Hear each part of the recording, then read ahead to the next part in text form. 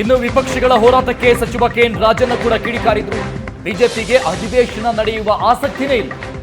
ವಿರೋಧ ಪಕ್ಷದವರಲ್ಲಿ ಒಗ್ಗಟ್ಟಿನ ಪ್ರದರ್ಶನ ಕಾಣಿಸ್ತಾ ಇದೆ. ಬಿಜೆಪಿನೇ ಕತ್ತಿ ಹಿಡಿದುಕೊಂಡು ಹೊಡೆದಾಡ್ತಾ ಇದ್ದಾರೆ. ನಮಗೇನು ಹೇಳ್ತಾರೆ ಅಂತ ವಿಜೇಂದ್ರಗೆ ಟಾಂಗ್ ಕೊಟ್ಟಿದ್ದಾರೆ ರಾಜಣ್ಣ. ವಿಪಕ್ಷಗಳು ಜನಪರ ಹೋರಾಟವನ್ನ ಮಾಡಲಿ ಅಂತ ಸಲಹೆ ಕೊಟ್ಟಿದ್ದಾರೆ. ವಿರೋಧ ಪಕ್ಷದವರು ವಿರೋಧ ಪಕ್ಷದಲ್ಲಿ ಕೆಲಸ ಮಾಡುವಾಗ ಏನು ಸರ್ಕಾರ ಹೊಗಳಬೇಕು ಅವರು ಅಂತ ನಾವು ನಿರೀಕ್ಷೆ ಮಾಡೋಕ್ಕಾಗ್ತದ?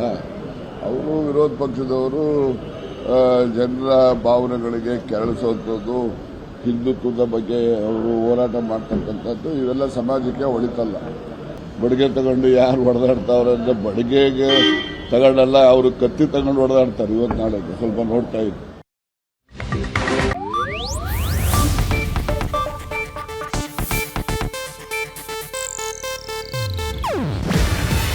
ಇದು ಏಷ್ಯಾನೆಟ್ ನ್ಯೂಸ್ ನೆಟ್ವರ್ಕ್ ಪ್ರಸ್ತುತಿ. ನೀವು ನೋಡ್ತಿದ್ದೀರಾ ಏಷ್ಯಾನೆಟ್ ಸುವರ್ಣ ನ್ಯೂಸ್.